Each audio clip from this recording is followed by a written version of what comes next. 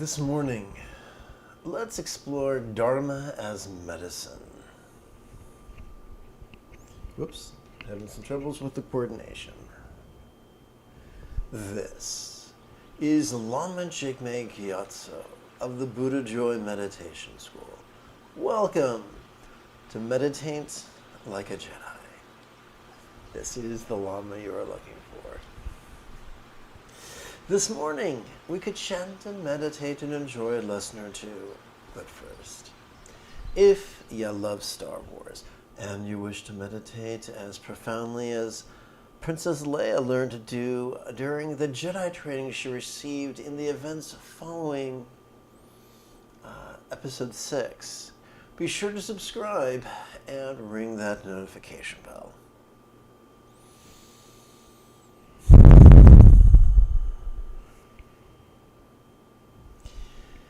If at any point you have a question, let's rephrase it. If at any point during this morning's live stream you have a question about meditation or philosophy or even chanting or how to count, there is no need to be shy. Simply type your question in great detail in the chat window on the right-hand side of the screen. Now, if you're watching a replay, you'll want to type your question in the comment area below the video.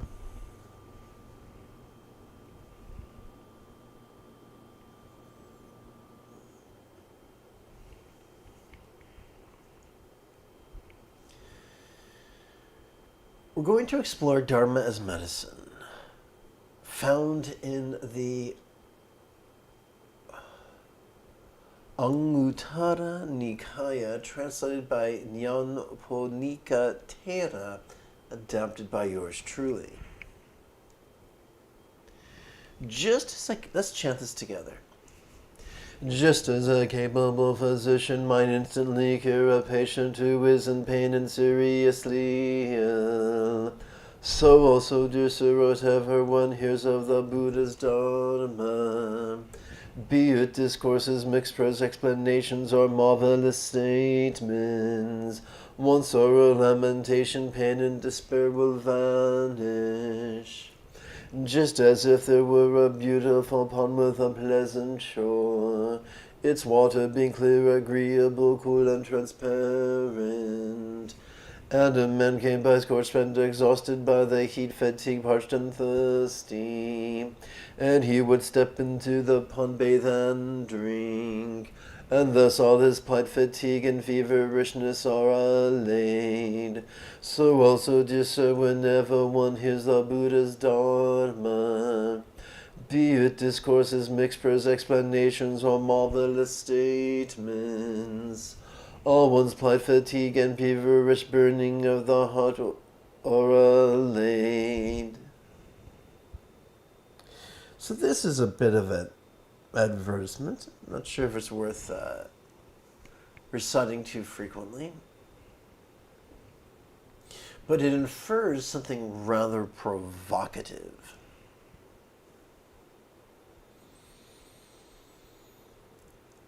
There are many people with bad haircuts and odd apparel choices who claim to be meditation teachers.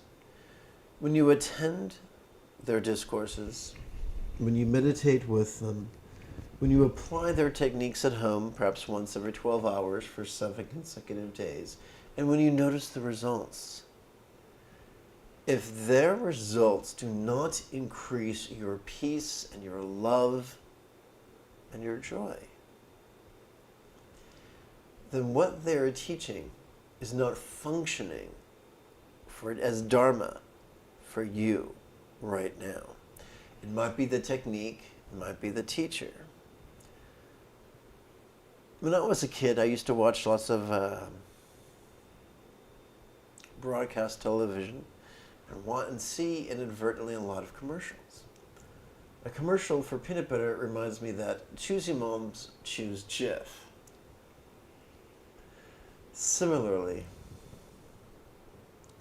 you're allowed to be a choosy mom.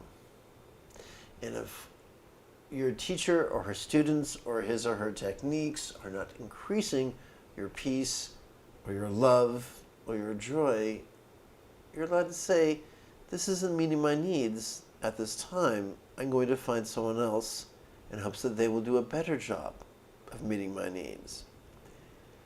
There are people who are just very selfish, and they will happily harm you for the sake of their prestige or profit, or both. These people will gaslight you. And they'll say, oh, you're just being selfish. You can't trust your senses. You're deceived and unenlightened. You have to blindly trust someone who has a higher rank than you because someone else told you they had a higher rank than you, because they dressed funnier than you and had a worse haircut than you. That's not what the Buddha taught. It's not what the Buddha inferred. Irrational appeals to authority is symptomatic of fascism. Fascism doesn't have to be political. It can be religious. And it's the key, it's the foundation of a cult. When someone says, don't trust your intuition, don't trust your senses, it doesn't matter whether results you're getting from this teacher or fellowship or practice or technique is beneficial or not, just keep coming. Whew! That is a huge red flag.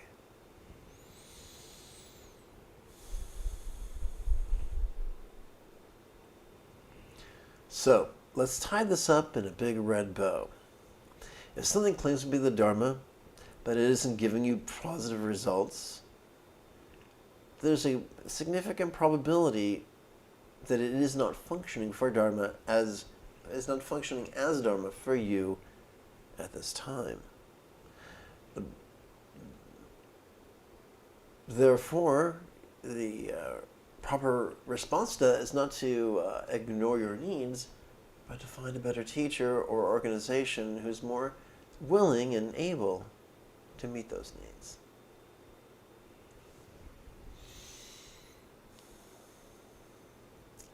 Before we chant and meditate, let's spend approximately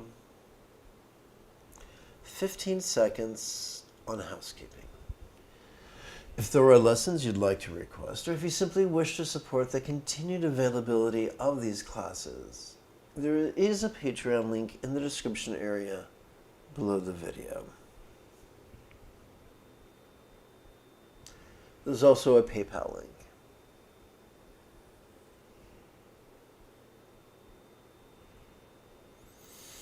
So I'm going to tap button and take us through this morning's primary practice text. Easy meditation.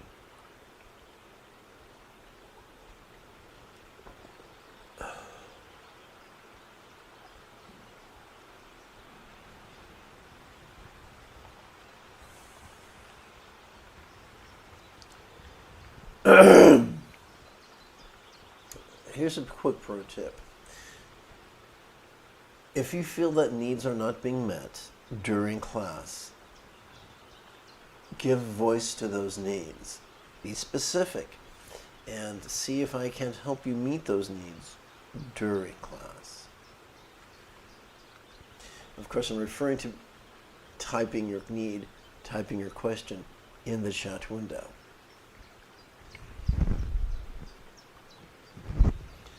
Okay, so I'm going to push the right word button.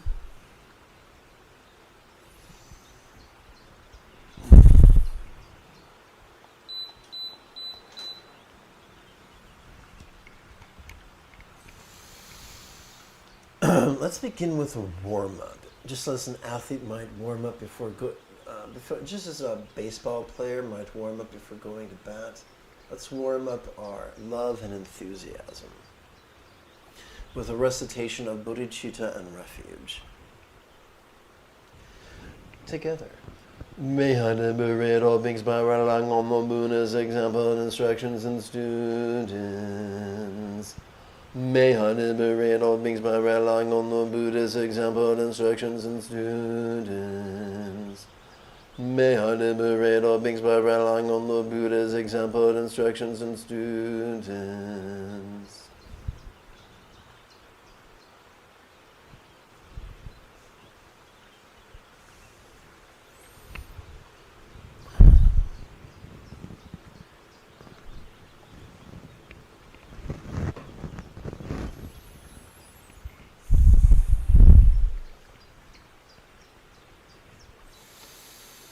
All right, let's chant an adapted and amplified version of the Heart of Wisdom Sutra. By the way, some people spend their whole lives chanting this sutra 2 times a day in a language they can't speak, or in a foreign language that is a mispronunciation of another foreign language. So right now, you and I are living in a golden age of Dharma where these materials are available in our native tongue, which is huge. It is said that Quan Chi Yin Pu saw an archetype of enlightened compassion while moving in the deep peace of perfect understanding. Shed light on the 5 aggregates and found them equally empty. After this realization, she made peace with all pain. So we're going to take a moment. We're going to pause the chanting and understand what's being explained here. The first idea is this. One of the tests of wisdom or contemplation is this making me peaceful? There are lots of people, some of them with good intentions, who think the key to enlightenment is to be rigid, fearful, controlling, elitist, and competitive. But those things do not multiply peace. I know. I've tried numerous times.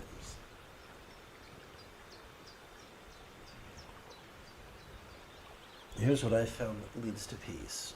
The path that helps us to be flexible, loving, laid back, egalitarian, and cooperative. That might not make us the richest guy on the block. That might not cause us to die with the most toys. But it will help us to be more peaceful, more loving, more wise, and a greater asset to the world around us. We live in a bizarre culture that tends to glorify people who have sold their soul for wealth and power. And for those who have eyes to see and ears to hear, these people are pretty miserable. You know, they are just neurotic and full of fear and self-doubt, and these are the good ones, just lacking in peace. And I don't want to be that way. There's 2 types of peace. There's fake peace that is basically a thin veneer, where you're acting peaceful and you're saying things that might sound peaceful, and you're trying to promote this through willpower and certain affirmations. And then there's true peace that comes effortlessly because the way you're meditating is in harmony with your naturally occurring mechanisms. We do not have to force the sympathetic nervous system to practice sensory acuity or mindfulness. We do not have to force the parasympathetic nervous system to let go, or to practice the meditation of letting go. We don't have to force the anterior cingulate gyrus to be empathetic. These 3 things are already this mindfulness, this empathy, this letting go, are already the natural functions of these mechanisms of latent within the brain of every healthy primate.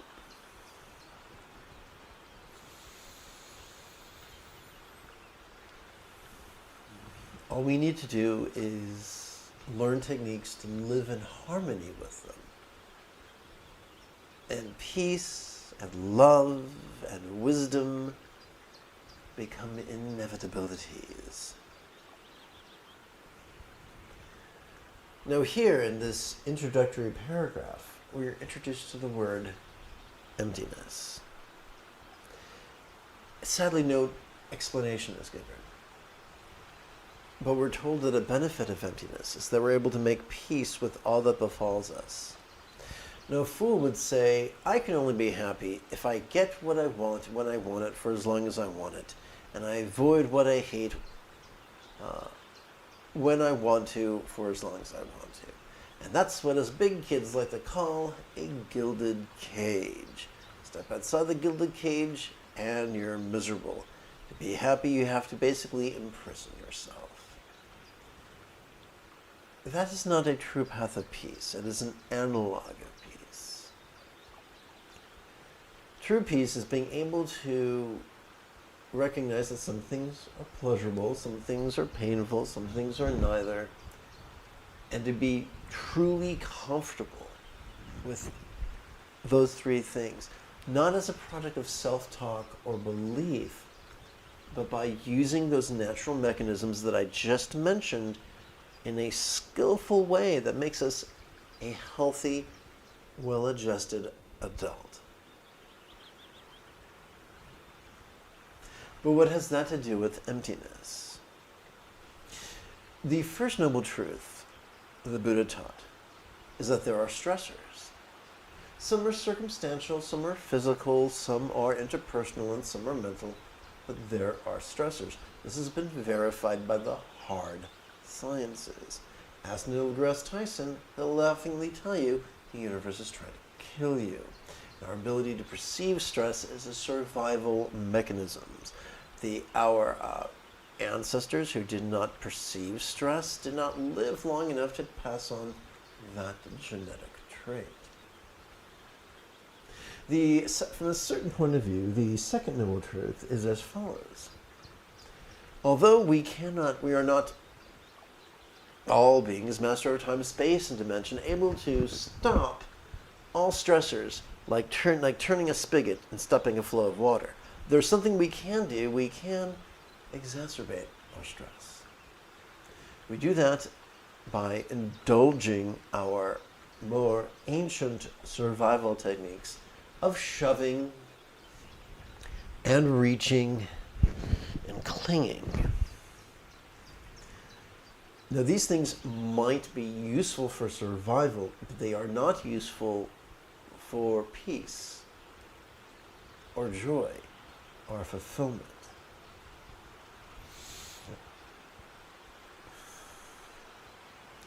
If we want those things, then we need freedom from the tyranny of those impulses, not from the presence of those impulses. They are necessary for survival, but they are not necessary in every situation all the time. And so we want to modify our relationship with those impulses. We don't want them to be our master. We do not want to be their slave. They're simply tools in the shed, in the garden, that we use as necessary. There is a way to modify that relationship. That's the third noble truth. And the key, the means of modifying that relationship is the Eightfold Path, which is really cool. But what has that to do with emptiness? The seventh fold of the Eightfold Path is mindfulness. The easiest way to practice mindfulness is to mentally recite, notice this, during each inhalation. The eighth fold of the Eightfold Path is meditation. The easiest way to practice that is to mentally recite relaxing during each exhalation. But why would we do that? Well, as mentioned a few moments ago. Every time, or I should say inferred a few moments ago, Every time we inhale, we automatically access the sympathetic nervous system that supports the sensory acuity, allowing us to notice sensations, flavors, scents, sounds, sights, and the like. It also allows us to notice our emotions, intentions, thoughts, memories, imaginings. Did I forget one? Intentions, emotions, thoughts, memories, and imaginings. No, that's it. In fact, we're wired to notice these things vulnerably, passively, viscerally, and spontaneously, which is the opposite of concentration. When we do this in this manner, we find rather quickly that the only label we need ever use during meditation is simply the pronoun this. But what are we to do with all this stuff that we notice? Fortunately, every time we exhale, we automatically access our parasympathetic nervous system, which is wired to support both physical relaxation as well as mental release. What are some of the things that meditation could help us to release? It could help us to release our habitual resistance to the presence of what we hate. It could help us to release our habitual resistance to the absence of what we crave. It could help us release our habitual resistance to the loss of that to which we cling. Well, what has that to do with emptiness? Every time we physically relax, we wind up letting go of whatever we noticed during the in-breath, as if it was as non-graspable as a vast, empty void. Now, the simile is only as effective as it is relatable. So what is a real-world example of a non-graspable, vast, empty void? How about the illusion of the infinite azure sky on a bright and beautiful cloudless morn, which, although might be tantalizing to the eye, is intangible to the hand? So mystery solved. If we approach emptiness literally, it will result in the dead end of superstitious or skullduggery. If we approach emptiness figuratively, as a way of describing a process that occurs to some degree with every exhalation, it becomes more beneficial. By using the naturally occurring phenomena triggered by our factory installed wiring, we'll find ourselves noticing and releasing and experiencing greater peace with whatever befalls us, whether it's pleasurable or painful.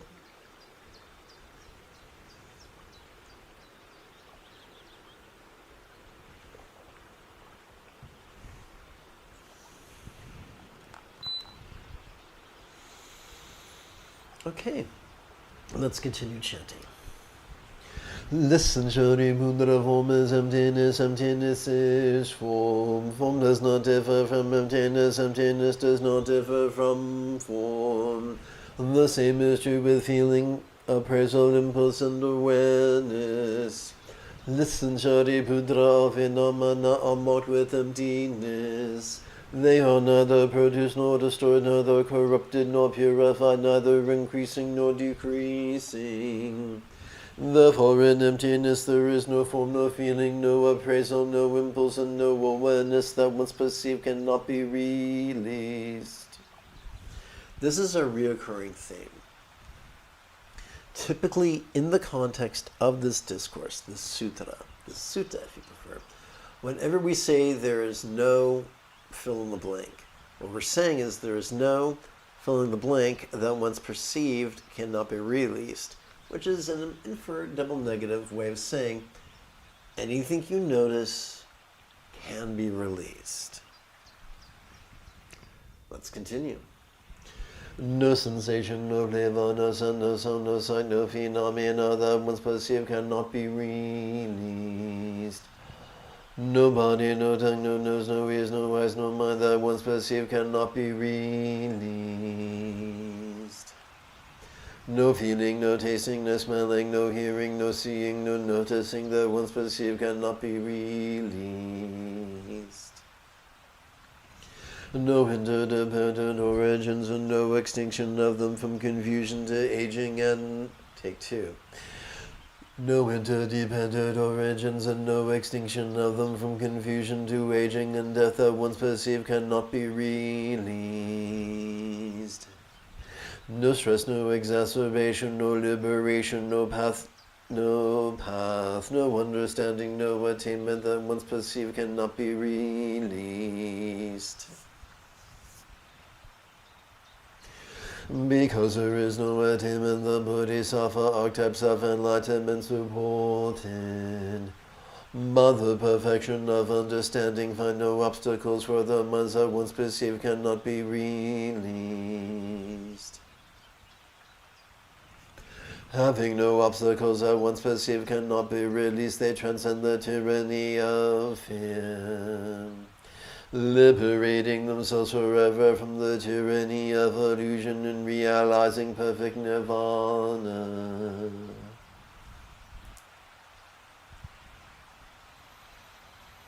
So we're not saying there are no problems. We're saying that by using these techniques, we're able to make peace with the presence of the insoluble. All Buddhas of the past, present, and future, thanks to this perfect understanding, arrive at full right and universal enlightenment. Therefore one should know that perfect understanding is like a great mantra, is like an unequaled mantra. The destroyer of all suffering, the incorruptible truth.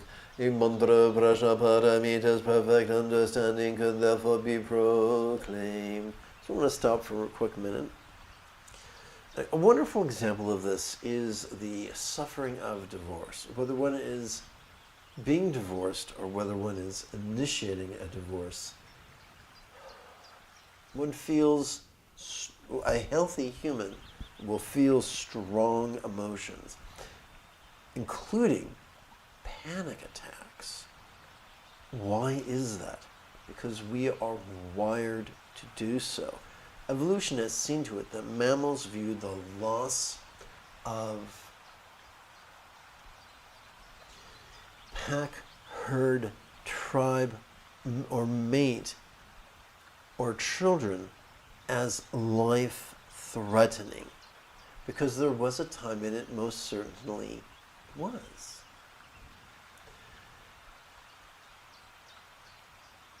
Instinct does not exist to make us happy and peaceful, joyful or wise. It exists to keep us alive so that we can reproduce. That's it.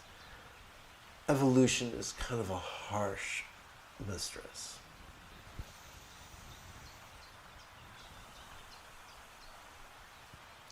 And so, even if a pack, herd, tribe, or family member is destructive and toxic, there is an older overriding impulse to stay with them. And when we can no longer stay with them, we experience huge amounts of fear and pain. This fear and pain is not an indictment. It is par for the course. Therefore, the response to that fear and pain is not to recoil from it,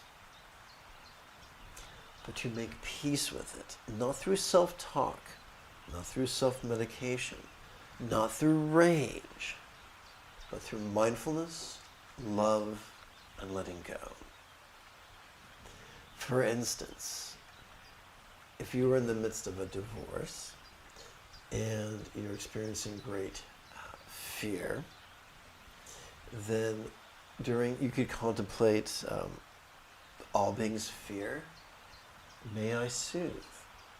So having recognized the pain of fear, the pain of a panic attack, you can use your naturally occurring aversion from that panic attack and turn it into universal compassion. Panic is painful. I hate panic. Other people probably hate panic too. Therefore, I wish, or I will, or I intend that all beings who are experiencing panic now be freed from panic in the most wonderful way. That is a very wordy way of practicing the second noble truth, right aspiration. So let's continue. A mantra of Prajaparamit's perfect understanding could therefore be proclaimed. This is the mantra gate gate parasam gate buddhiso swaha. May also notice, relax, and release that we go completely and perfectly go to enlightenment.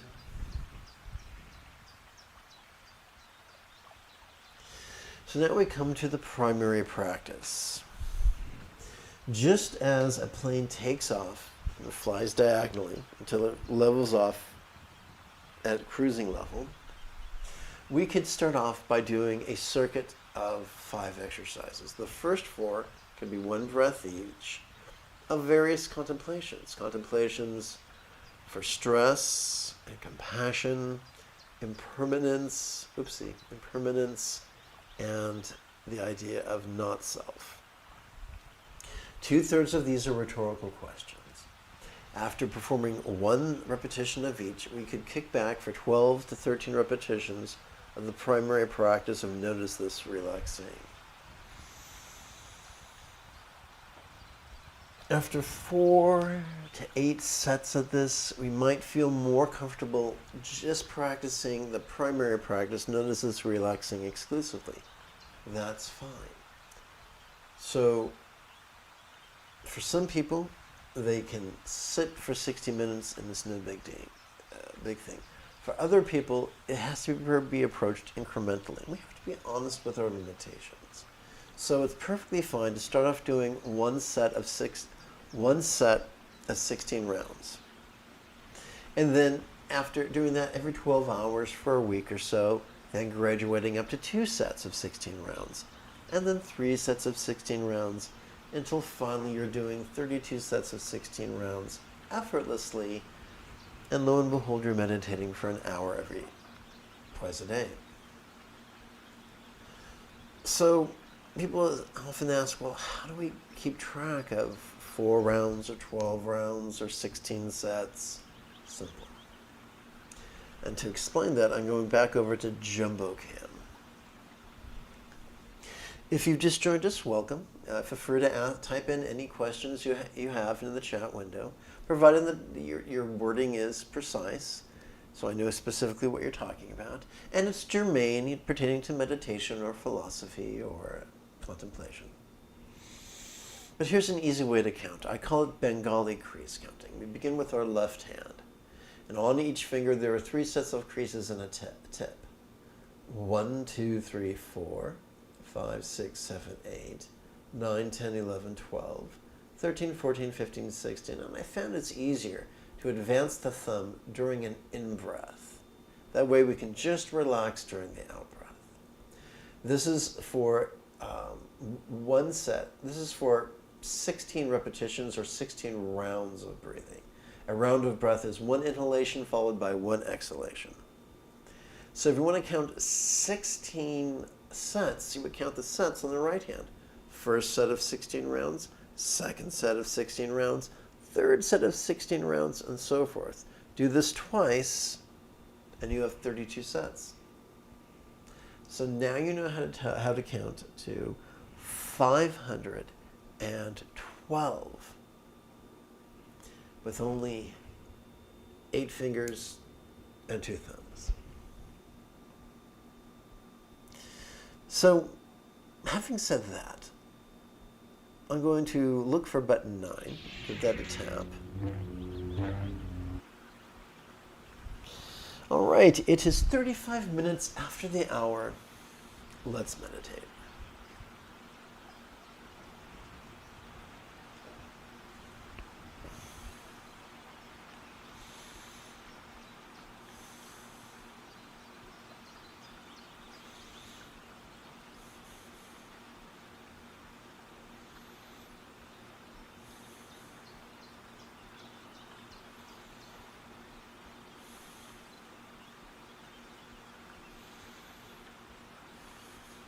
So you'll notice there are blank spaces in the contemplations.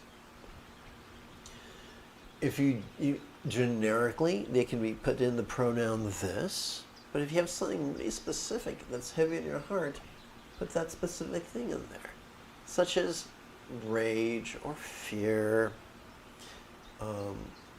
or sadness, or pain. But if you don't know what to put in there, just use the word this. That's plenty fine.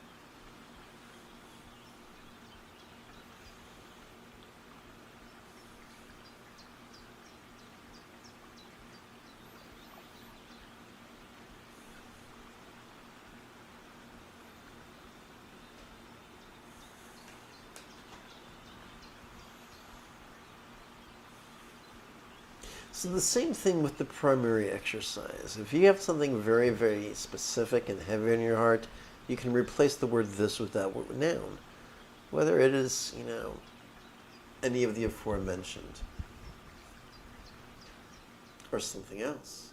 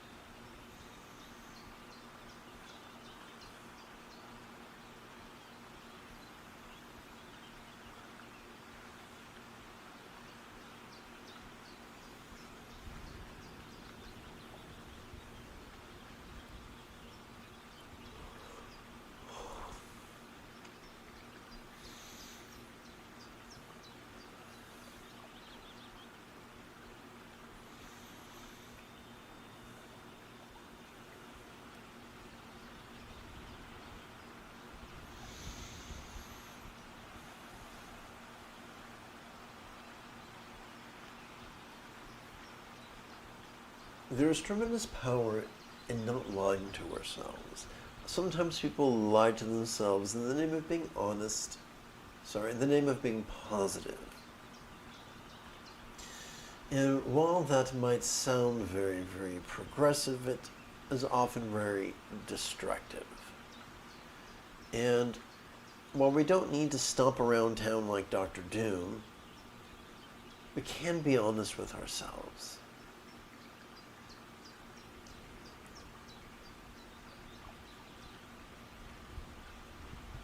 With our exterior perceptions and our interior experience.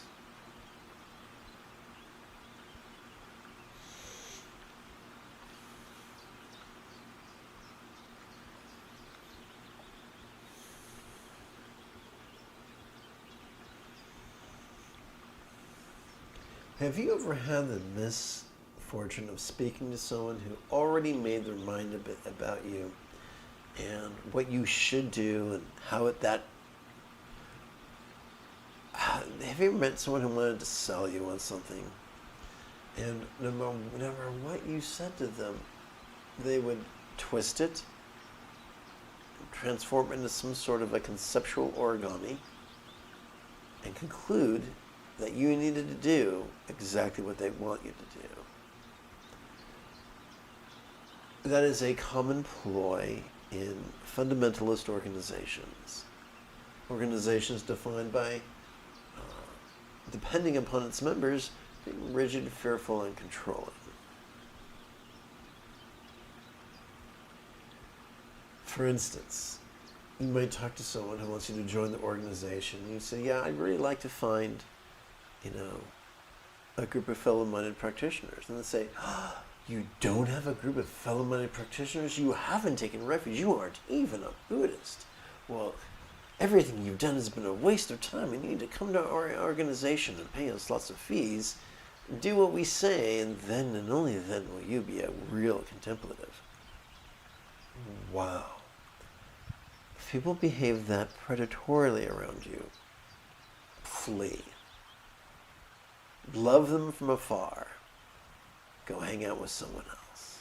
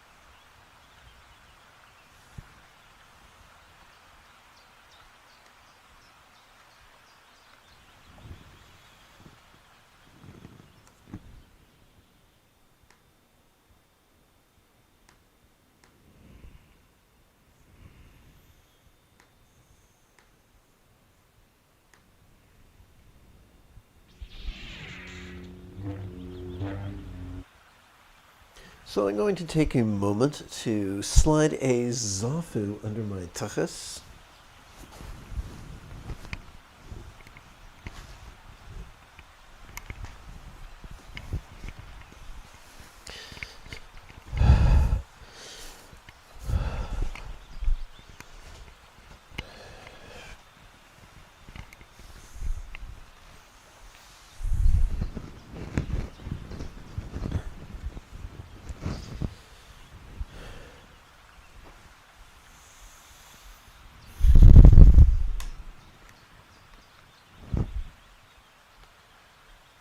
Okay.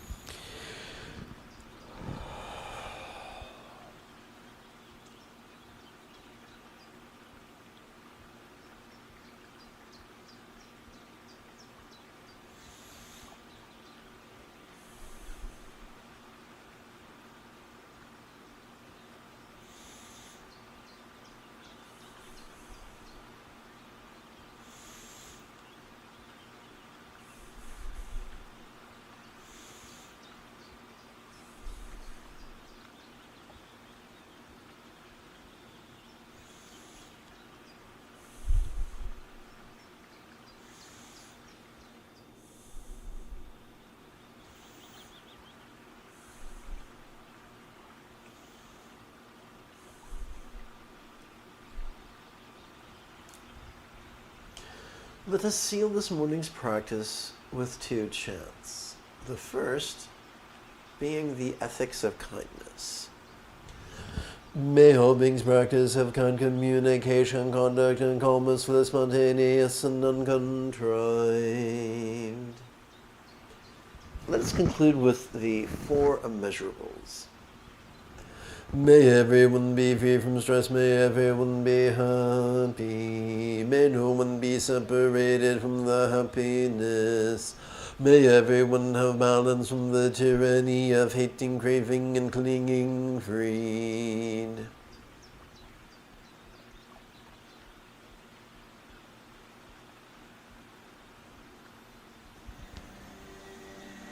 If you feel I have earned it, please type something in the chat window, give this live stream a thumbs up, and share it on social media. In approximately 10.5 hours, we could return to explore non-duality, liberation, and meditation, as well as chant and meditate some more. Until then, may you and yours be happy and healthy, and if you are as geeky as me, this is the way.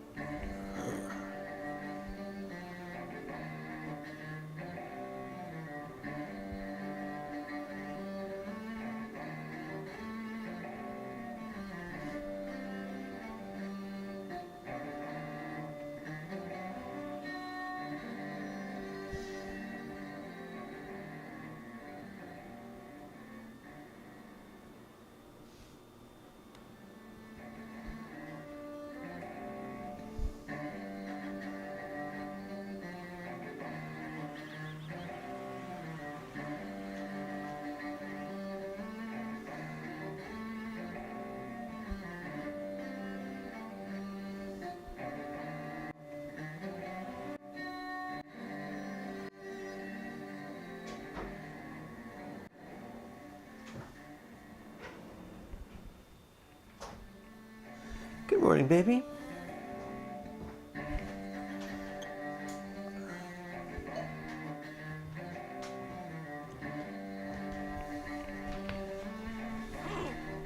Oops, that's interesting. A little metaphor there. Shame to my computer. Good.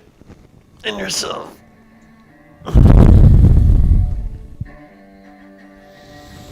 This is a nice outfit. Shirt and pants and stuff.